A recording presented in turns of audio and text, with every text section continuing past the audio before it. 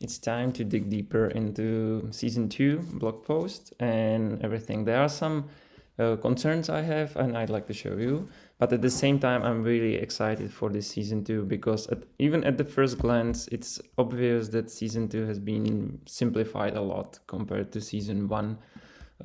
Season 1 was too complicated to me. There were too many different areas, focusing on profit loss, some specials, etc. Even the split, based on some percentages, some leading traders in some ranges. It was really, difficult for people to understand how it works. And in the end, how it ended. There were some not so fair distributions of prices. So at first glance, it's absolutely better, simplified. I really like it. I really think that it's a step forward, significant step forward.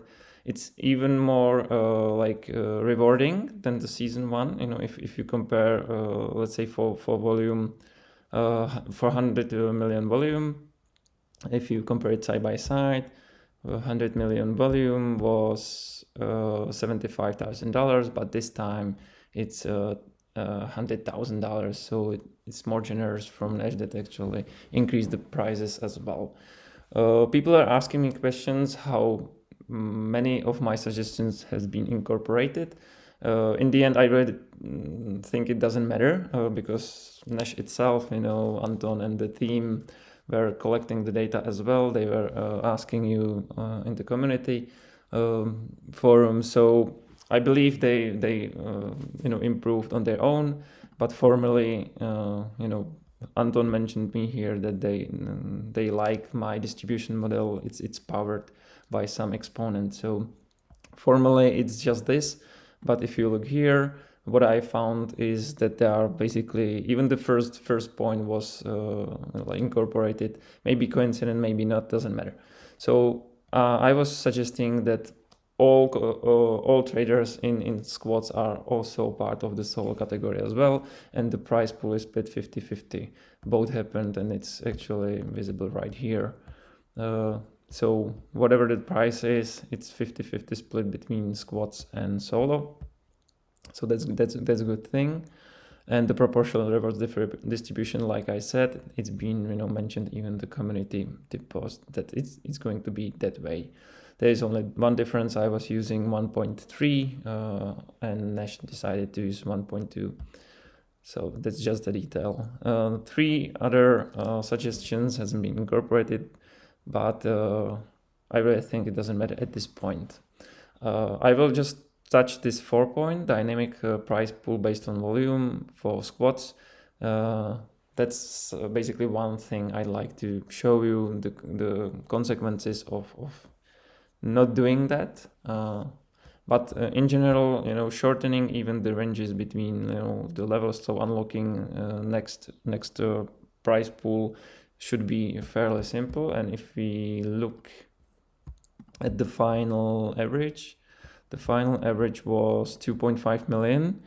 So basically every 4 days we should see some level unlocked. At the beginning it might be even faster, because at some point we actually had almost 5 million average. So that's a good thing. In general, those unlocking levels and seeing that the price pool is growing should be more engaging and motivating traders to continue.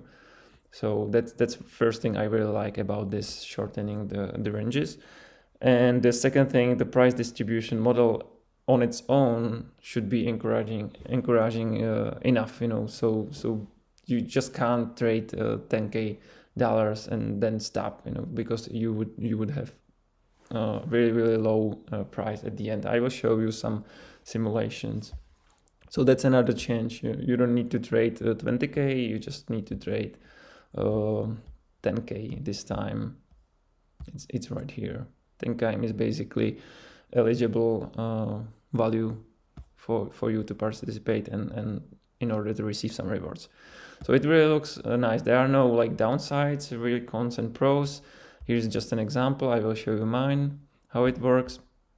So in the end, to me, it's all about this and squats in general, because That's my only concern here. That's something I already mentioned in the video, in the first video, the long one, because to me it was really important how this squads and amount of squads as well as amount of people inside those squads will happen. So basically, we can say that there are like three categories of squads. You are either a high volume squad, let's say mid volume squad, and low volume squad.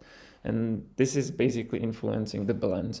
And the thing that there is no dynamic linear price pool based on volume means that you can actually trade something, and at some point when it's obvious that you won't win because there is some high volume squad, and at the same time there is no squad that is able to beat you, then you can just simply stop and wait, because that first squad will basically unlock levels for you. So let's say you are a second squad and you are really ahead of this third one, so then you can just sit and watch what's going on. This first squad will be unlocking prices for you. So at some point you may see something like almost $15K for you.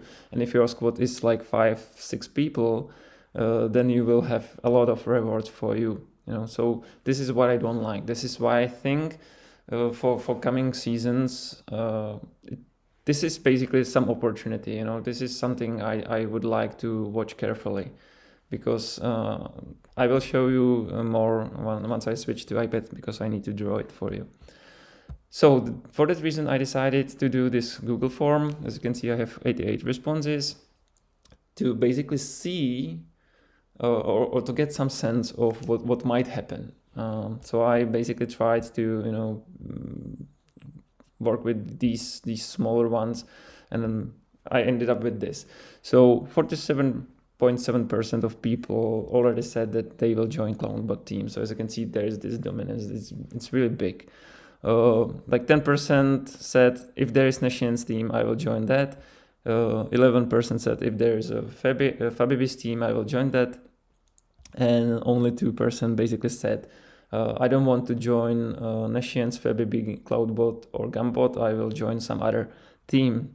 So you can clearly see the size of the squad right here, right away. The CloudBot is going to be the bigger one again, and basically 5 times bigger than Fabibi, 5 times bigger than Nashian. So even collectively, Nashians plus Fabibi would be just less than half of the CloudBot in amount from amount point of view. So it really doesn't necessarily mean that there will be only high volume traders, but at the same time, it's mostly probable. But I will show you why joining CloudBot or any best squad, why it might not be the best idea. Wait till last moment. Yeah, 5.7% basically said I will start solo and I will really wait for the last moment to decide and join. The good thing about these people is that they don't want to necessarily join CloudBot. They said they will join like the team that is basically the most promising for them. So it might be even second or third team. 5.7 people had some other reasons. For example, I can't trade, I'm from Canada, and I don't want to contribute this time because there are no new pairs and stuff like that. So 17% already said they won't contribute, plus basically these 5% can't contribute or don't want to for some other reasons. So 22% of people won't contribute, which is also something that might scare us. But at the same time, we really don't know if they are like high volume traders, if they are like low volume traders. It might be okay, because there hopefully there will be some new traders. So some new traders basically fill these spots, but we don't know. We should ask these people who they are. This is just a percentage. So this is basically giving us some sense of what might happen, and now it's time to dig deeper and basically discuss the implications of everything. But let me switch to iPad. Okay, so hear me out. Basically, I just want to talk about competition in general. So if there is just one team, there is no competition, right? If there are two teams, but one is significantly better or like bigger or more powerful or whatever, there is no competition either, because this team is basically, you know, losing in every single aspect. So this team is demotivated, no chance to, you know, do whatever they can. So let's talk about like distribution. Let's say this team is like high volume team. This team is let's say mid volume, and there might be some low volume squads. So if we have some distribution like this, then it's not necessarily good for us, because even though there is this distribution of rewards, so inside these squads people should be motivated to trade more, because otherwise they are losing rewards. There is like competition happening between the traders itself. So there are like one type of competition is like solo. The second type is like inside these squads. But we want one more, the third one, which is basically competition between squads. And this time, or with these three, we should see the most volume generated at the end of the competition, or at the end of the league. So this solo is fine. That's something we already have, because there is this one huge leaderboard of every single trader during that month. So that's fine. Inside squads, that's already covered by this price-powered distribution model within the squads. So that's fine. But between squads, that's something we may lose if the squads are not balanced in a right way. And as you can see, this might be, you know, huge. So from this point of view, let's say that there are at least two squads in these categories. Now, it really doesn't matter if this mid section from these two squads are not able to fight these high volumes. It's fine, you know, because these are basically fighting against each other, while these two are fighting against each other, like in their sense, you know. It's obvious that these teams will take the first and the second place, but then these teams are basically fighting for the third one. So that's also okay. So I'm just saying that generally speaking, there is no competition if there is no like other team that is able to you know, compete against you in fair conditions or under fair circumstances. And that's why it is so important to basically have the right amount of squads. Because if we have, let's say, 3 high volume, let's say 2 mid volume, and let's say like 5 low volume, then it's also not so ideal in this particular setup of season 2, because these high volume ones are basically taking these first 3 spots, okay? And because we know from the table that 100 million volume is going to be distributed to 3 squads only, all these squads may end up in a like conclusion that that doesn't make sense for us to trade and contribute like anymore, except the solo category, right? So this setup might not be the best one for us. So that's something we should take into account. There are 3 squads that will win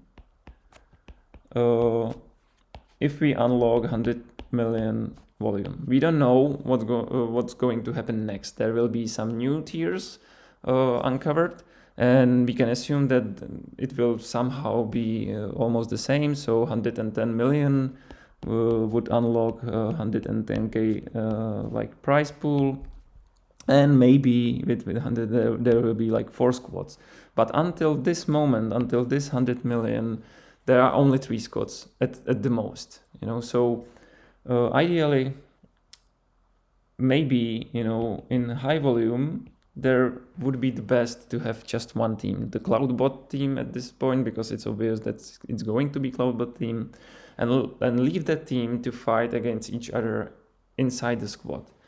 Then let's say it really doesn't matter if we have mid volume or low volume squads only, but maybe something like this. If there are two here, they are fighting for the second spot, or maybe three here. Or even if we have like 5 here, it should be also fine, because like I said, it's like independent competitions happening in parallel. This team is fighting inside, and these 5 teams are fighting for second and third spot. So like 3 of them will be excluded from those prizes up until this point. So that should be fine. But like I said, it's either this or this, because if we have both, if we have like mid volumes and low volumes, these would take basically all the spots for the prizes, and low volume squads will be excluded. But it might not necessarily be the best, the bad thing for us, because those low volume might generate only like small percentage of the overall volume. So maybe from this point of view, it should be really best for us that the Cloudbot team is not split into several teams. Or the other thing could be, if we believe that Cloudbot team can split into 3 teams somehow equally, and even like decide to split those high volume traders equally within these 3 teams, maybe these 3 teams would generate a lot of volume, because they would be fighting against each other for the first spot. And maybe we should, or we could see something like 100 million just from these 3 teams. But then it's questionable if it really makes sense to create some other teams. So like I said, that's why I think in the end, if we all are together and our all common goal is, that Nash is like better and bigger, and there are stories we can share, and there is new all-time high and everything, we should somehow start to think about this, because this decision is really important. Because once you create a squad and once you join some squad, there is no like way how you can change this decision. Once you join some squad, it's over. You are part of that squad, and you can't do anything else. So yeah, to me there are only 3 possible scenarios. The first one is the Cloudbot stay as a group only 1 squad. The second one would be to split Cloudbot into 2 teams, and the third one would be to split Cloudbot into 3 teams. Here, the pro is that let's this team to win. Then we have like room for winning second prize and third prize, and it also means there is some chance for us to even like create some squads. This one is more aggressive one, because this time the first and the second spot is somehow decided. But there is still the third one, so maybe less squads can actually fight for this. Or the most aggressive version, where we basically don't create any other squads, because it would be most likely like pointless, unless we unlock or generate 110 million plus volume, because there is probably the area where like potentially fourth squad will be unlocked for prizes. But this is like the most risky version, because we really don't know what's going to happen, like market conditions, everything. So reaching those $100 million is basically something that is not guaranteed at all. We know from the first season that we basically generated close to 80 million. And we know that 22% of people said they won't contribute. So there are some question marks. It's not guaranteed that we will hit that mark. So we need, but that there is something we need or we can count with, and that's we know that there will be 3 squads, and actually there will be even sooner than in season 1. So let me show you. Okay, so let's compare the squads unlocking. So from 75 million there was the second one. Right now, once we unlock 40, there is the second one, so it's like significantly lower. And the third one was unlocked from 100 million, but this time it's unlocked from 70 million. So considering that we generated close to 80 million, three squads should be fine in season 2. So that's a good thing, that's good to know. So then, like I said, it really depends on how we basically decide to balance these squads. And I'm not saying that it should be like a common decision that we will get heads together, but it's something that it's really important. But now let me show you the implications of the decision, which squad are you going to join. So the price distribution model, if you are not familiar with it from the blog post, I will show you exactly how it's going on. So I have snapshot from January 5th, so it's basically still 10 days to the end of season 1, but it really doesn't matter. So January 5th, what volume we had? It was 58 million in the morning, 59 in the evening. So okay, so January 5th we would be here. We would be unlocking $50,000, and we would be very, very close to unlocking even the 60. So January 5th, based on this table, we would have $50,000, 25,000 for solo, and 25,000 for squads. Okay, so let me show you. So 25,000 for solo, and the power exponential is 1.2. So at that point in season 1, we had all these people here. The colors are, just showing in what squad those people are, including the solo. So this is basically all people who traded and had above 20k dollars, or even people are even these people below those 20k are involved here. So this D and E column is basically only eligible people from all squads and as well as solo. Then the power component is computed here. Then the sum, if you divide it and basically multiply by the rewards, you see what's going on. So as you can see, if you combine all people together, solo traders were still, dominating. But if, let's say, CS90 from Cloudbot was the second one. So this guy right away is winning $2,500 just in solo category with this prize pool, which is awesome. And what I like about this model is you all know that Fabibi team as well as Gunbot team basically won nothing. And I'd like to show you the implications of this change. So this Koplosius from Fabibi and Gunther from Gunbot team, they won nothing inside those squads or within the squads. But in this model, the Gunther is right here, winning $319 just in the solo category because he was really active within that squad. So that's great. And that other guy was Colosseus, $157. That's what I like about this change, that every single member, it doesn't matter if we are in squad or just solo, we are all fighting together in this big liquidity mining way. And the fact that it's powered basically means the more you trade, the more you are increasing your rewards. So it's really good thing. But now let me show you why joining the winning team might not be the best choice for you.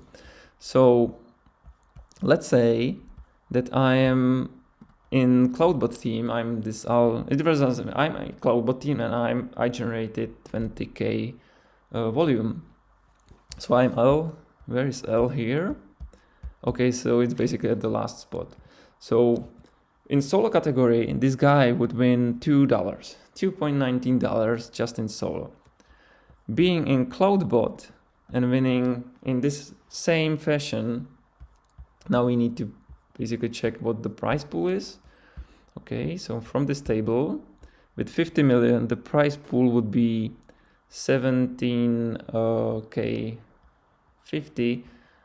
So let's put it here, 1750. So if I generated those 20k, I would win $3. Okay, 360 plus 2, it's like $5-6. But if I joined Nashians, and Nashians is basically winning 7,500. So let me show you the Nashians. 7,500. My 20k would be $6.65. So it may seem like it's not much, but it's basically like doubling the price from $3 to $6.65. So let's look at somebody else. Let's say that I'm in Gambot team around $50,000. Okay, it's DJL 50,000. Okay, so I'm winning $671 in solo category. With 50k in CloudBot, I would be winning 11. But if I'm in Nashian's team with my 50, I would be winning something like $20. So it's like double. It's like double price, joining different team, not just the winning one, because this is winning one, because this is basically how this distribution proportional works. If you join the most powerful team, you have to be really aware of the power, so I encourage you to think about many factors, like, are you high volume, mid volume, or low volume trader? How much are you willing to lose? For how long can you actually contribute in this competition? Because this time, joining the winning team and contributing by 10k volume only is basically totally pointless for the competition, for you. So yeah, it's really difficult. So let's say that I will show you one more example. Let's say that we generated close to 80 million. Let's say we would hit it, because I'm pretty sure that with these small ranges, if we see that there are only 24 hours left in the competition and we are missing 1 million, we would definitely hit it. We wouldn't end up with this value. We would most likely hit 80 million. So let's say that 80 million, it's 23,200 for CloudBot. 23, what was it? 23,200. For Nashians, it would be 1280. And for Fabibi, it would be 4,000. Okay. And now look at the situation here. So let's say I'm still the guy who traded 20k. Being in CloudBot is 4.84. Being in Nashian's second team, it's 11. So definitely better for me to be joined in Nashian's than in CloudBot. And in Fabibi, it would be 7. So yeah, because Fabibi was the third one, in this case, it would be the best for you to be in Nashian's team. Maybe one more example, 100k. Let's say in CloudBot with 100k, I would be somewhere around like $32. In Nashians with 100k, I would be 76. So it's like totally significant, from $29 jumping to 76. Being in Fabibi with 100k, it would be $50. So still much, much better than in CloudBot. So now I'm showing or proving you that joining CloudBot, just because it's the first one, may not be the best for you.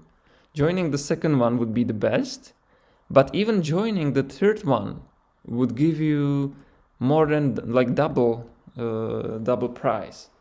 So it's really like combining all together. Okay, so even myself, I was thinking to create a team. I actually prepared logo, everything. I have Telegram group, because some of you basically asked if I'm going to create a team and they would like to join me.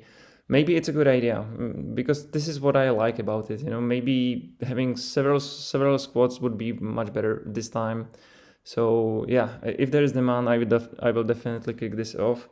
And you please think about this as well, because joining teams this time and even in coming season is going to be really, really difficult for all of us, because I personally see and tried to model this thing several times, and I see big difference in volume at the end.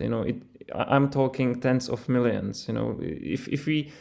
If we end up with just one big squad, we may see significantly lower volume than having several squads able to compete against each other. This is really important. So I'm happy that even Dulai, captain of Cloudbot team, is really taking this seriously and thinking about what is the right choice at this point. Having just one Cloudbot team or splitting it into two. That's what I like about this community. This is so important, because in the end it's about the volume, it's about the stories. If we break these all-time highs and everything, there will be stories. We can share it, we can talk about it. That's what we all need. It's not just the prices here and enriching ourselves. One last thing I'd like to show you and tell you, please, it's super important. Don't evaluate season 2 based on some absolute values, something like all-time highs or volume itself, because it's basically different time. There will be different market conditions. There will be different people, different setups of bots and everything. It's absolutely no chance that season 2 can be compared to season 1 just based on volumes or everything. We may, but there were people asking me what are my expectations from season 2. Do we see the new all-time highs? Are we going to see new volume? Are we going to hit 100 million? Personally, I don't want to speculate, because to me, the success of season 2 is definitely not about these values, because there is only one option how it could be achieved, and that's basically A/B testing it. So like 50% of people would be randomly like all people would be randomly distributed into two groups, 50-50. One would be playing the season 1 rules, and at the same time in parallel there will be the other half playing the season 2 rules. This is the only option how you can see what is performing the best, but still sensitive for the cohort of people. If because it's randomly distributed, if in one group it would be a lot about all high volume traders, we would see different volumes at the end. So it's really something you can't compare like this. So to me, season 2 may end up with 50 million only. That's definitely possible because of market conditions. Let's just say that there will be only a half of people trading. So this is basically what's going to be important for season 2. Or we may see like 300 million volume, because there will be like triple or 5 times more traders. Just this fact is going to influence the volume at the end. So please think about this.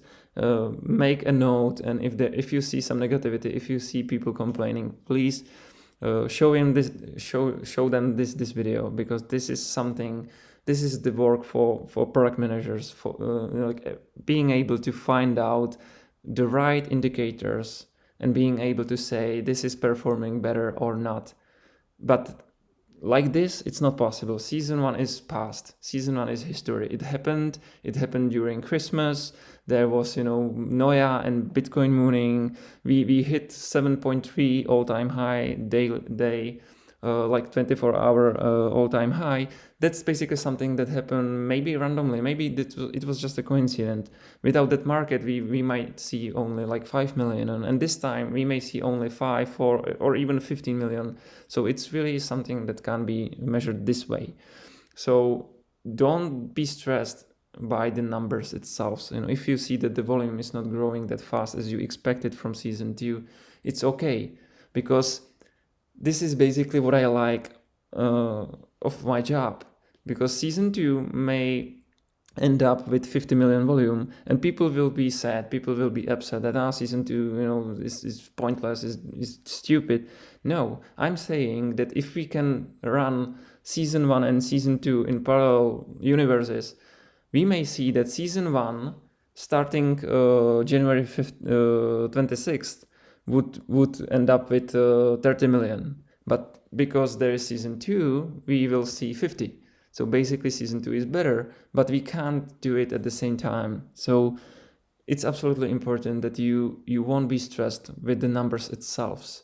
Let me and let Nash, for example, to do our best. I will definitely try to play a role again and try to find these indicators, try to find indicators saying about the retention. I will send the survey again, because even from this feedback from you, from the first season I saw your like complaints, and now if I see like we move forward with your complaints from season 2, or maybe you will be just saying it's great.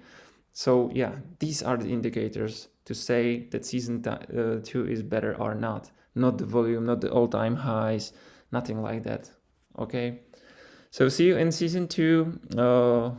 If I really create this team, maybe some of you will join. My proposition for this team is basically I will share with you like daily conclusions or trends, data, and everything, something I will be sharing only with this group. So maybe that's proposition for you to join me.